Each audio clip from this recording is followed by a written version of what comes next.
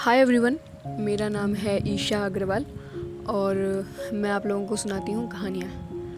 और थोड़ी हवा की आपको साउंड आ सकती है क्योंकि आज बहुत अच्छी हवा चल रही है, तो थोड़ा प्लीज़ माइंड मत करिएगा।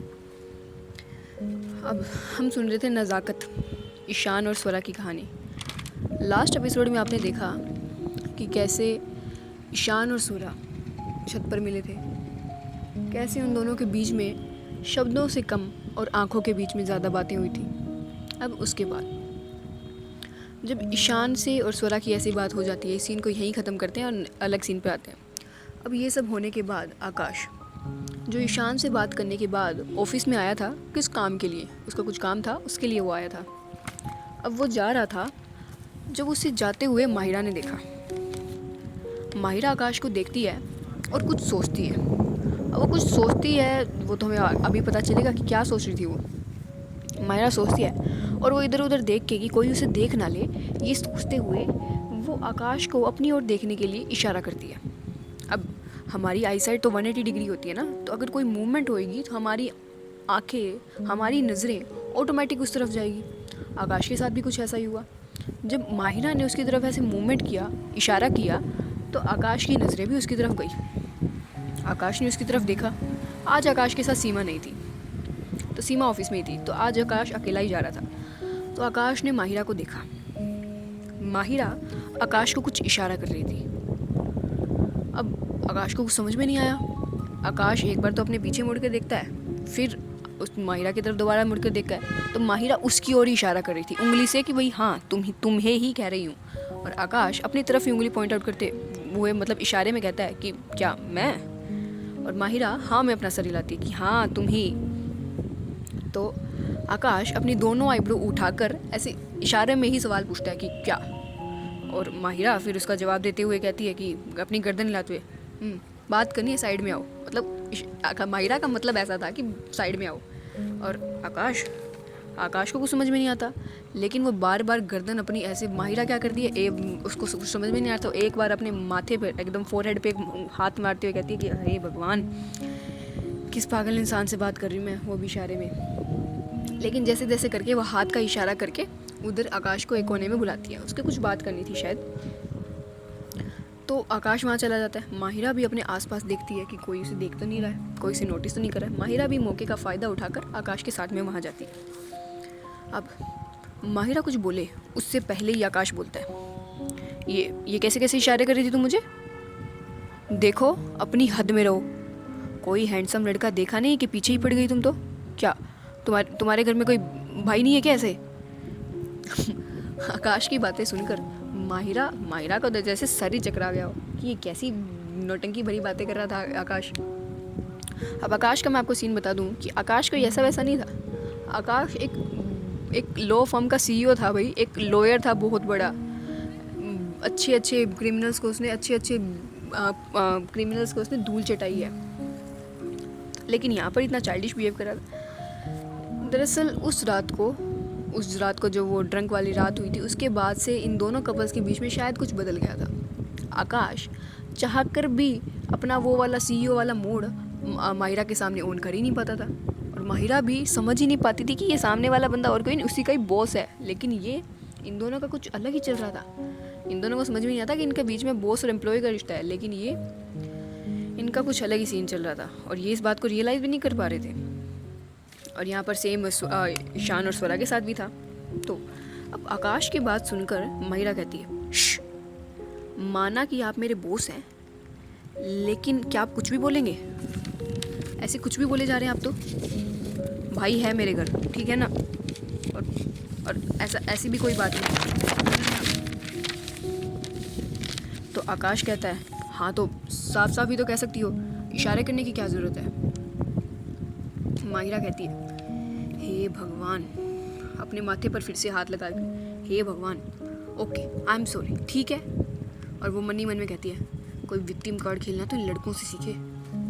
और ये कह के वो अपनी नज़रें इधर उधर करने लगती है कि कोई देख तो नहीं रहा उन्हें।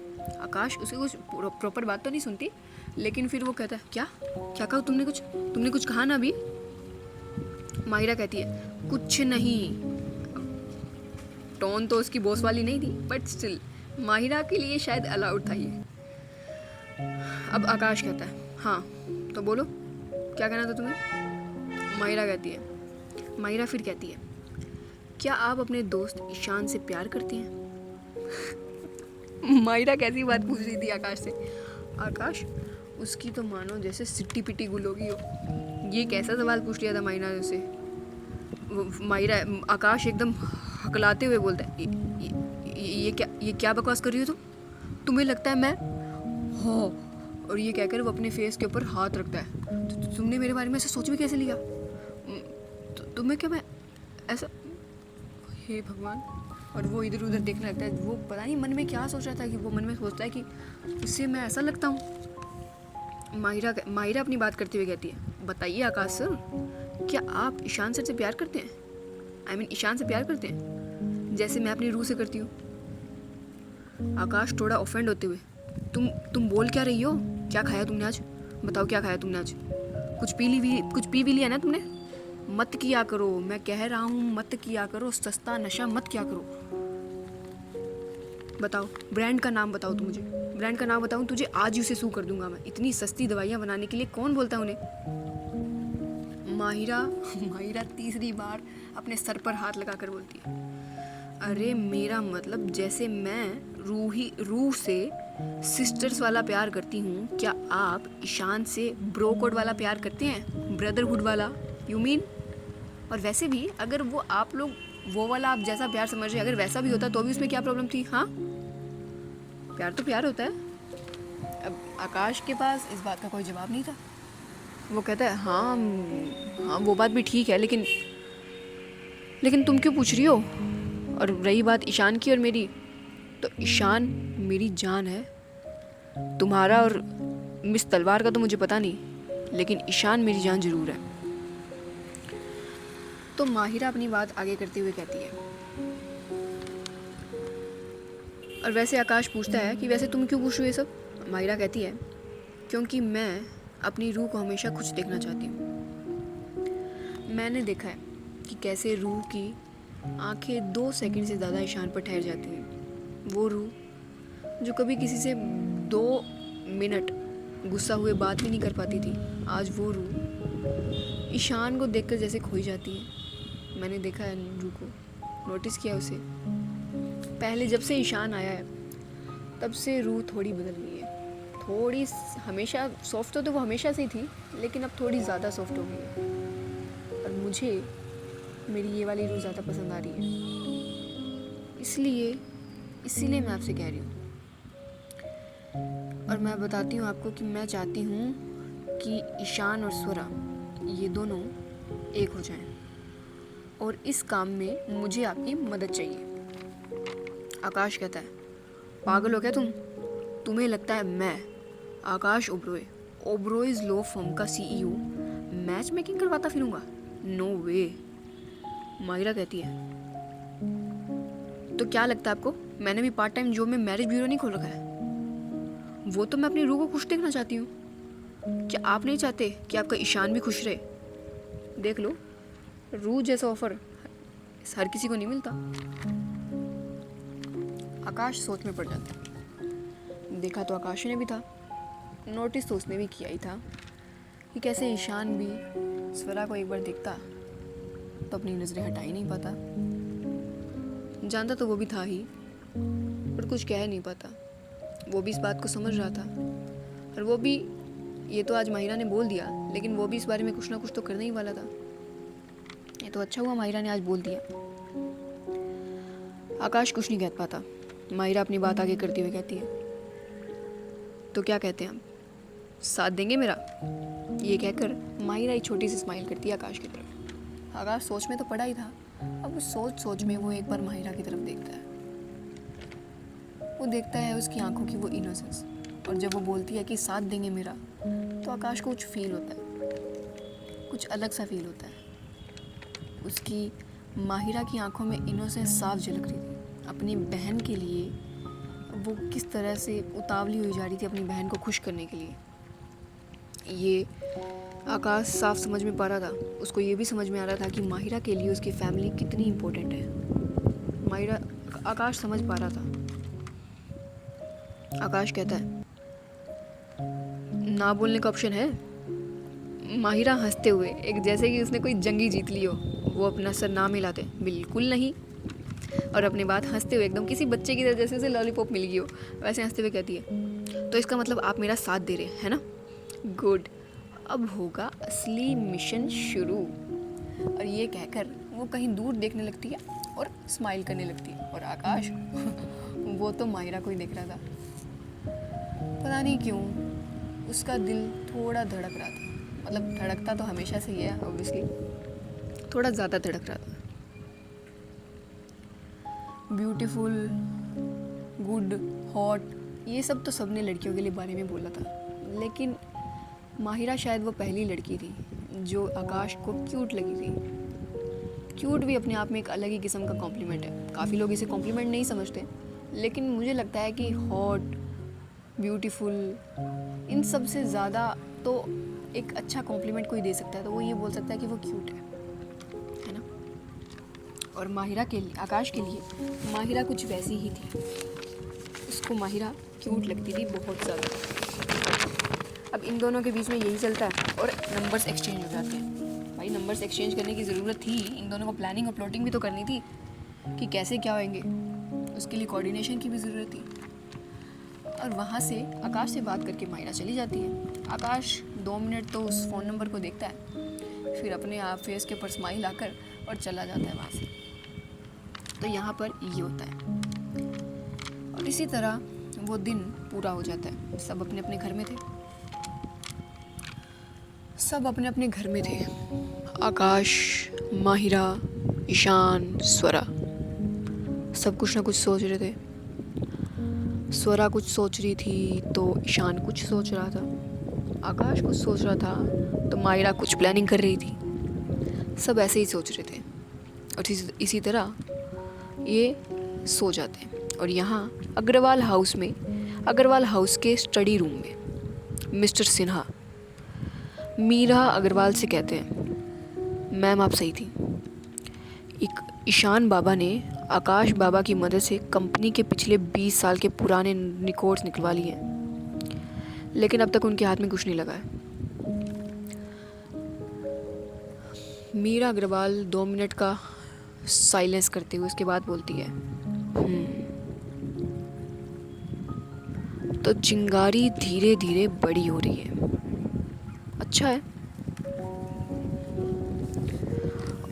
और ये बोलकर वो चुप हो जाती है और फिर आगे अपनी बात करते हुए, कंप्लीट करते हुए कहती है, और कंपनी में सब कैसा चल रहा है? मिस्टर सिन्हा उनकी बात का जवाब देते हुए कहते हैं, बिल्कुल प्लान के मुताबिक मैम, आपका अंदाज़ा एकदम सही था। चिंगारी दोनों ओर बराबर लगी है।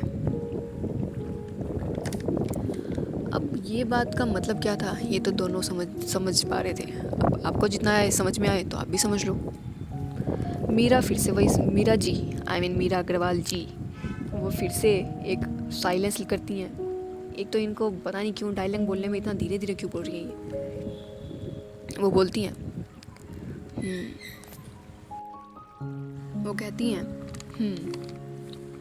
अब बस देखना ये है कि क्या ये दोनों चिंगारी मिलकर एक आग बनते हैं या नहीं। और ये कहकर वो कहीं दूर देखने लगती हैं। अब इनकी बात का क्या मतलब था ये तो हमें आगे जाके ही पता चलेगा। और इसी तरह वो दिन कंप्लीट हो जाता है सबके लिए। अगली सुबह तलवार हाउस में स्वरा किचन में खाना बना रही थी, लेकिन उसका ध्यान किचन में तो बिल्कुल नहीं था। वो कल रात की वो सारी बातें सोच रही थी। ईशान की जो भी उसने बातें सुनी और जो भी उसके दिमाग में चल रहा था वो उसे ही सोची जा रही थी। स्वरा का सारा दिमाग उसी में था। वो अपने आप से ही सवाल पूछने में बिजी थी। इसी वजह से उसका ध्यान नहीं जाता कि सामने गैस पर रखी चाय वो निकलने ही वाली थी।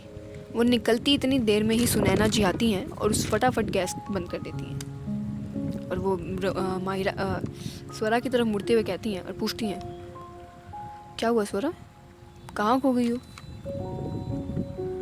स्वरा 2 मिनट के बाद अपने आप को संभालती है और कहती है, कहीं नहीं माँ, कुछ नहीं।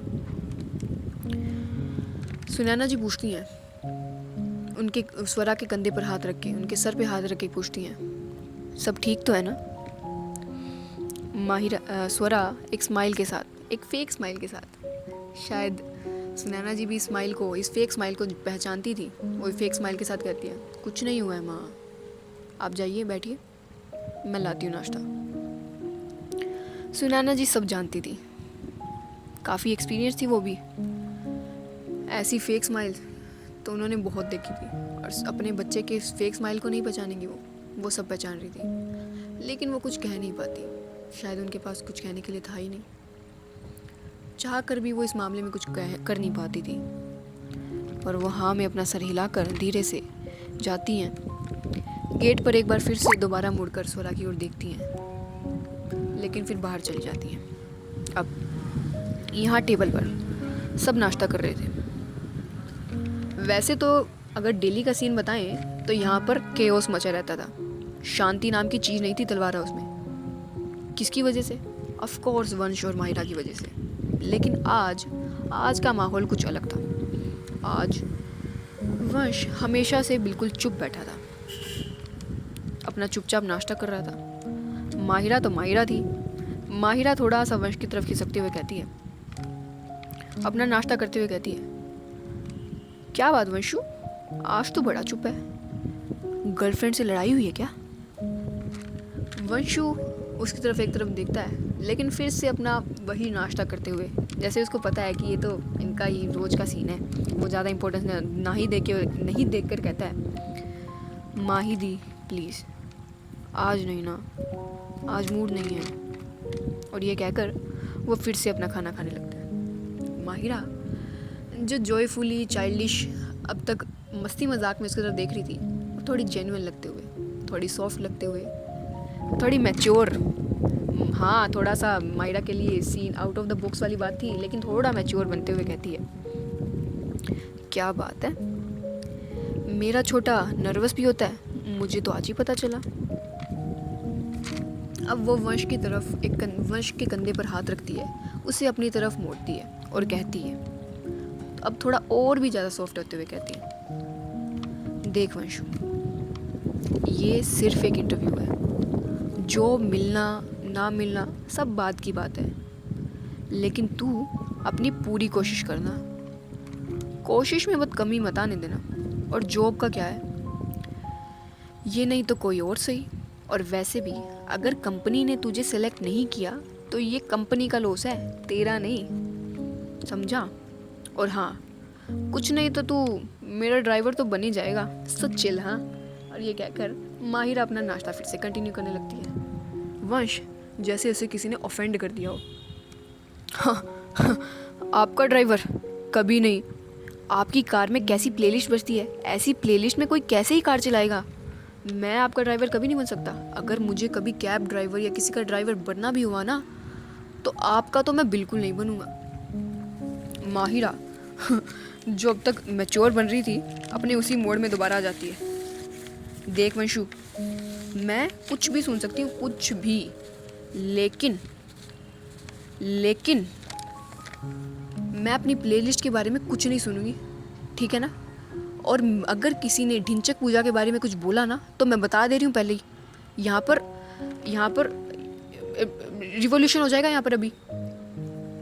वंश अपनी बात को आगे पूरा करते हुए कहता है, मैं बोलूँगा। क्यों? क्योंकि आपकी प्लेलिस्ट है बकवास, आपकी प्लेलिस्ट बिल्कुल बकवास है, कौन कैसे सुन सकता है उस गाने को? माहिरा एकदम ऑफेंड हो जाती है, उसे गुस्सा आता है, वो बोलती है, एक बार बोल के दिखा, एक बार फिर से बोलियो कि तूने मेरी प्लेलिस्ट को बकवास बोला, रुक तू। और ये कहकर ये दोनों अपना वही वाला ड्रामा, हमेशा वाला ड्रामा शुरू कर देते हैं। माहिरा कहती है, अगर तू चुप नहीं हुआ ना, तो वंशु मैं बता रही हूँ बहुत गंदे वाली लड़ाई हो जाएगी हमारी। हाँ तो क्या, अब माही दी, फैक्ट तो फैक्ट होता है, ठीक है ना? अगर आपको किसी का ओपिनियन समझ में नहीं आ रहा तो ये तो मेरी गलती नहीं है ना।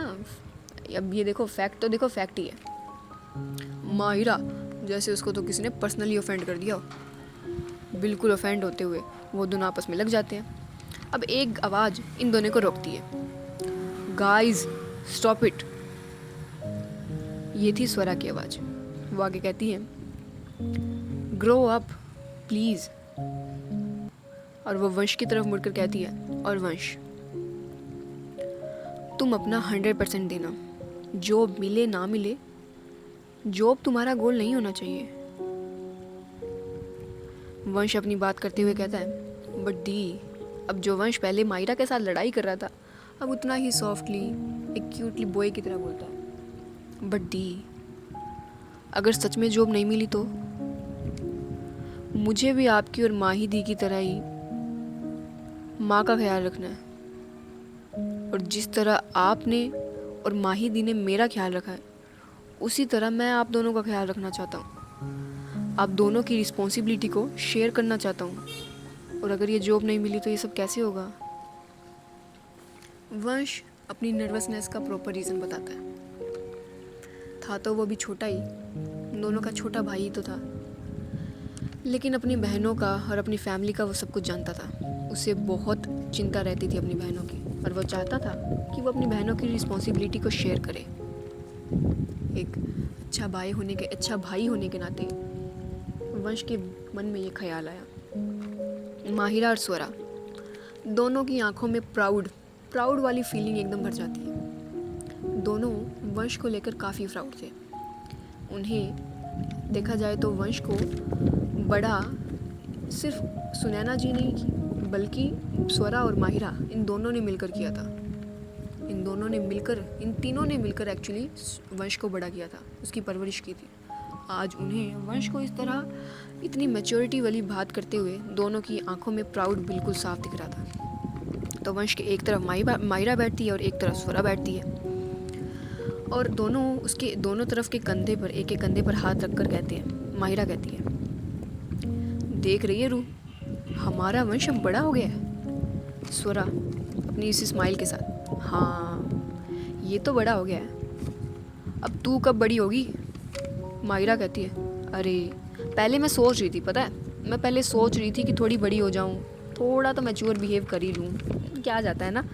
लेकिन अब जब वंश मेरी रिस्पॉन्सिबिलिटी लेने को तैयार ही है, तो अब ये बड़ा होने वाला प्लान कैंसिल। माहिरा ये कहकर अपने आप ही हंस देती है अपनी बात पर। बताओ, अपनी बात पर अपने आप ही हंस रही है, और माहिरा को हंसता देखकर वंश हंसने लग जाता है, और इन दोनों को हंसता देखकर स्वरा भी हंसने लग जाती है। मतलब स्वरा प्रॉपर वैसी वाली नहीं हंसती, लेकिन उसके फेस पे भी स्माइल आ जाती है, और तीनों एक हग करते हैं, एक सिबलिंग वाला कंफर्ट वाला हग करते हैं। ये बहुत ही प्यारा हग होता है। अगर आप लोगों ने इस तरह का हग किया होगा तो आपको समझ में आ रहा होगा कि यहाँ पर कैसी वाली फीलिंग शेयर हो रही है। ये हग सभी हग से बहुत बहुत अलग होता है, बहुत। मेरे पास वर्ड्स नहीं है। और सुनैना जी जो इन तीनों के सामने बैठे थे, उनके फेस पर तो क्या था, ये तो शायद मैं कैसे बताऊँ आपको। एक माँ अपने तीनों बच्चों को इस तरह इतने प्यार में देखकर, एक माँ के फेस पर कैसा एक्सप्रेशन होना चाहिए, वो वैसा ही एक्सप्रेशन था उनके फेस पर।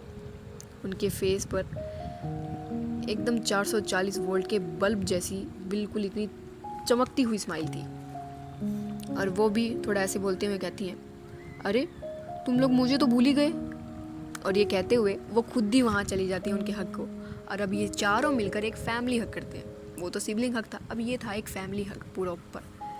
पता है क्या, लाइफ में जब कुछ अलग लग रहा हो ना, कुछ स्टक फील हो, तो इस तरह बिना किसी रीज़न के भी आपको किसी को हक कर लेना चाहिए, उस अपने कंफर्ट पर्सन को हक कर लेना चाहिए। शायद वो प्रॉब्लम ख़त्म तो नहीं हो जाती, लेकिन उसके लड़ने का थोड़ा साहस मिल जाता है। अब ये सब हक ब्रेक करते हैं और स्वरा कहती है, अगर वंश को कहती है, देख वंशु, अगर जॉब नहीं भी मिली ना, तो एक बात हमेशा ख्याल रखना, एक बात का हमेशा ध्यान रखना कि कोशिश हमेशा करती रहनी है। गिव अप कोई ऑप्शन नहीं होता। गिव अप करने का कोई ऑप्शन हमेशा अपने दिमाग में रखना भी मत, कि गिव अप हमें करना ही नहीं। अगर यहाँ नहीं तो हम कभी दोबारा एफर्ट करेंगे, दोबारा कोशिश करेंगे, लेकिन गिव अप कभी नहीं करेंगे, समझा। और ये कहकर वो वंश के कंधे पर हाथ रखती है। एक तरफ वंश के दूसरे कंधे पर माहिरा हाथ रखती है, और वंश के सर पर सुनैना जी, उनकी माँ, हाथ रखती है। वंश तीनों की तरफ बारी बारी देखता है और उसके फेस पर स्माइल आ जाती है। यही तो होती है एक्चुअली फैमिली। इसी को तो फैमिली कहा जाता है। अब ये था तलवार फैमिली का सीन, एक प्यारा सा सीन। अब इस सीन को कंप्लीट करते हैं। अब यहाँ पिक्सल डोमिनेशन कंपनी में वंश वेटिंग एरिया में अपनी बारी का इंतज़ार कर रहा था। वो अभी भी नर्वस तो देखो था ही, वो नर्वस तो था। वेटिंग एरिया में अपनी टर्न की, अपने आप को बुलवाने के लिए, मतलब कोई बुलाता उसे, इसका वेट कर रहा था वो। ईशान वो वहाँ से ही जा रहा था। जब वो जाता है तो एक बार वंश को देखता है। वंश को देखकर क्यों न जाने क्यों उसे वो थोड़ा थोड़ा जाना पहचाना सा लगता है, या फिर कुछ फीचर्स की वजह से हो सकता है ना, थोड़ा देखा देखा सा लगता है। लेकिन वो इस पर तो गौर नहीं करता। लेकिन वो देखता है कि वंश थोड़ा नर्वस लग रहा है और ईशान को अपना पुराना पास्ट ईशान को याद आता है कि जब वो भी इस फील्ड में थोड़ा नया था, लंदन में भी, और जब इस फील्ड में नया था तो वो भी ऐसे ही नर्वस रहता था। आज जो ईशान है वो उसकी मेहनत की, उसकी एक्सपीरियंस की वजह से है। लेकिन कुछ टाइम पहले ईशान भी तो एक इंसान ही था, उसे भी तो नर्वसनेस फील हो सकती है ना। कुछ टाइम पहले, कुछ सालों पहले ईशान भी ऐसा ही था। उसे वंश में अपनी ही झलक नजर आती है। पुराने वाला ईशान याद आता है उसे देखकर। तो वो वंश को ऐसा अनदेखा नहीं कर पाता और वो धीरे से वंश के पास जाकर बैठ जाता है और हल्के से कहता है, नर्वस? वंश एक बार ईशान की तरफ देखता है, उसे अप टू डाउन देखता है। ईशान तो गुड लुकिंग था ही। अब वंश एक बार देखता है और वापस अपनी नज़रें हटाकर धीरे से अपना सर हाँ में हिलाता है कि मानो अब वो थोड़ा झूठ बोलने की तैयारी में नहीं था। उसके पास कोई एक्सप्लेनेशन नहीं थी कि वो झूठ बोलकर क्या एक्सप्लेन करे, तो इसलिए वो सच मान ही लेता है कि हाँ, वो थोड़ा नर्वस तो था। ईशान एक समझदारी वाली, एक समझते हुए एक प्यारी सी स्माइल लेकर कहता है, गुड। इसका मतलब तुम चीज़ों को लेकर सीरियस हो, मैटर करती है तुम्हारे लिए चीज़, ये इंटरव्यू। अब ईशान की बात वंश समझ नहीं पाता। उसके अब कोई नर्वस है और कोई कह रहा है कि उसे ये तो अच्छी बात है, ये तो समझने के लिए बात थोड़ी अलग ही हो जाएगी ना। तो वंश ईशान की तरफ देखता है, थोड़ा कन्फ्यूजन भरी नज़रों से। ईशान अपनी बात आगे करते हुए कहता है, लेकिन इस नर्वसनेस को अपने ऊपर हावी मत होने देना।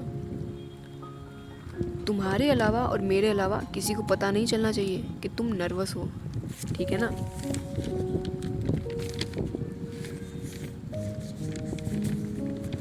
अब वंश अपना असली फियर बताते हुए कहता है, अगर मैं रिजेक्ट हो गया तो। ईशान फिर से स्माइल करता है, एक अंडरस्टैंडिंग वाली स्माइल करता है कि जैसे उसे ऐसे ही किसी सवाल की उम्मीद थी। वो कहता है, तो क्या? तो फिर से ट्राई करना, एफर्ट्स करना, कोशिश मत छोड़ना, क्योंकि गिव अप करना, वो कहता है कि कोशिश करना, क्योंकि गिव अप करना कोई ऑप्शन नहीं होता, ये एक चॉइस होती है। और लास्ट में अपनी वही वाली चार्मिंग और ईशान अपनी वही आखिरी वाली स्माइल देकर वहाँ से चला जाता है, आखिरी में वंश के कंधे पर 2 बार टैप करके। अब वंश ईशान को जाते हुए देखता है, उसके फेस पर एक स्माइल आ गई थी, क्योंकि स्वरा ने भी तो कुछ ऐसा ही उसे बताया था और उसे स्वरा की बातें याद आ जाती हैं और अपने आप ही वो मोटिवेट फील करता है। अपने आप ही वो, उसकी जो नर्वसनेस थी वो ख़त्म तो नहीं हुई थी, लेकिन थोड़ी कम ज़रूर हो गई थी, उसे कुछ बूस्ट अप मिलता है। अब वो हाँ में अपना सर हिलाकर कॉन्फिडेंटली वहाँ बैठ जाता है। यहाँ एक्चुअली जो वंश था उसने डिज़ाइन एंड कोडिंग डिपार्टमेंट में ही अप्लाई किया था। उसे भी गेम्स का बहुत शौक़ था, ऐसे नए नए गेम्स बनाना, डिज़ाइंस वगैरह ये सब करने में बहुत शौक़ था उसका। लड़कों का तो हमेशा से शौक़ रहा है ना, अब इसको जेंडर में नहीं करते हैं, लड़कियों का भी शौक़ होता है, लेकिन लड़कों का भी होता है। एंड ये थोड़ा ज़्यादा रखते हैं इनमें, इन चीज़ों में ज़्यादा अपना इंटरेस्ट रखते हैं। यहाँ पर जब ये हो रहा था तो वहाँ लेडीज़ वॉशरूम में अनन्या, हाँ, ईशान की बहन, अनन्या अग्रवाल, वो जो पिछले कई दिनों से अपने ही घर में एक रेबिलियस किड बनी हुई थी। क्यों? क्योंकि उसके ईशान भाई उसे टाइम नहीं दे पा रहे थे प्रॉपर। उसके ईशान भाई कंपनी में बिजी रहते थे या फिर तो आकाश भाई के साथ बिजी रहते थे। इसी वजह से वो भी कंपनी ज्वाइन करना चाहती थी, एज ए एम्प्लॉय ही भले ही सही, लेकिन कंपनी ज्वाइन करना चाहती थी ताकि वो ईशान भाई से, आकाश भाई से और कंपनी में कुछ नया सीख सके। तो वो भी दादी से, अपने पापा से रिक्वेस्ट करके, ईशान भाई से रिक्वेस्ट करके आज फाइनली फाइनेंस डिपार्टमेंट के लिए इंटरव्यू करने आती है। यहाँ वंश और यहाँ अनन्या दोनों ही इंटरव्यू देने आते हैं, लेकिन वंश डिज़ाइन डिपार्टमेंट के लिए आता है और अनन्या फाइनेंस डिपार्टमेंट के लिए। क्या आयरनी थी ना। लेकिन अनन्या जब यहाँ इंटरव्यू के लिए आई थी तो न जाने नहीं गलती से वो अपने ऊपर ही कॉफ़ी उड़े लेती है। उसने एक वाइट कलर की क्रिप्स शर्ट पहनी थी जिसके ऊपर कॉफ़ी का दाग बिल्कुल उसके सेंटर में, यहाँ बटन्स के ऊपर था, कॉलर के जस्ट नीचे यहाँ पर उसके कॉफ़ी का निशान पड़ गया था। और अनन्या वॉशरूम के अंदर उसे अपने हैंकरचीफ से साफ़ किए जा रही थी, लेकिन वो कॉफ़ी का दाग था, इतनी आसानी से तो निकलने वाला था नहीं। और टेंस अप हो जाती है, उसे थोड़ा टेंशन सा होने लगता है कि अगर वो रिप्रेजेंटेबल ही नहीं लगी तो उसे इंटरव्यू में कैसे उसे जॉब मिलेगी। वो थोड़ा टेंशन में आ जाती है। अब अंदर से इतने में ही एक फ्लश की आवाज़ के साथ दरवाज़ा खुलता है और स्वरा वहाँ से आती है। एग्जैक्टली स्वरा आती है। स्वरा उसे देखती है, वो अपने हैंड वॉश करती है स्वरा, और मिरर से देखती है अनन्या की तरफ। अनन्या तो बिजी थी ना अपना उसमें साफ़ करने के लिए। स्वरा समझ जाती है कि ये कोई इंटर्न ही होगी या फिर एक नई है, जो क्योंकि आज इंटरव्यूज़ होने वाले थे। तो स्वरा समझ आती है और स्वरा क्या करती है, स्वरा अपने बैग से, अपना जो हैंड बैग था उससे एक स्टॉल निकालती है जो कि वाइट शर्ट के साथ काफ़ी ब्यूटीफुल लगता और भी ज़्यादा अच्छा लगता उसे। तो वो एक एक अच्छा सा ब्यूटीफुल सा स्टॉल निकालती है और वो अनन्या को ऑफ़र करते हुए कहती है इसे ले लो। उसे सिर्फ 2 ही वर्ड्स बोलती है, अनन्या। अनन्या देखती है स्वरा की तरफ। स्वरा का फेस तो काफ़ी कोल्ड, एकदम बिल्कुल न्यूट्रल था, लेकिन उसकी टोन में बिल्कुल एक बड़ी बहन जैसी वार्मथ थी, बड़ी बहन जैसी केयर लग रही थी। और फिर वो एक बार स्वरा की तरफ देखती है और उसके हाथ में रखे स्टॉल को देखती है। उसे ज़रूरत थी अनन्या को उस वक्त, इसीलिए वो बिना कुछ कहे वो स्टॉल ले लेती है धीरे से। अपने फेस पर एक रिलैक्स रिलीफ वाला स्माइल देते हुए वो स्वरा को देखती है और कहती है थैंक यू, एक्चुअली आज मेरा इंटरव्यू है। और वो ये कहते हुए मिरर की तरफ मुड़ जाती है और वो स्टॉल लगाने लगती है। एक्चुअली आज मेरा इंटरव्यू है, यू नो व्हाट, मुझे फाइनेंस में इंटरव्यू देना आज। और मैंने सुना है कि फाइनेंस के हेड काफ़ी स्ट्रिक्ट है, बहुत ज़्यादा स्ट्रिक्ट है। मुझे तो काफ़ी डर लग रहा है, अगर मुझे जॉब नहीं मिली तो।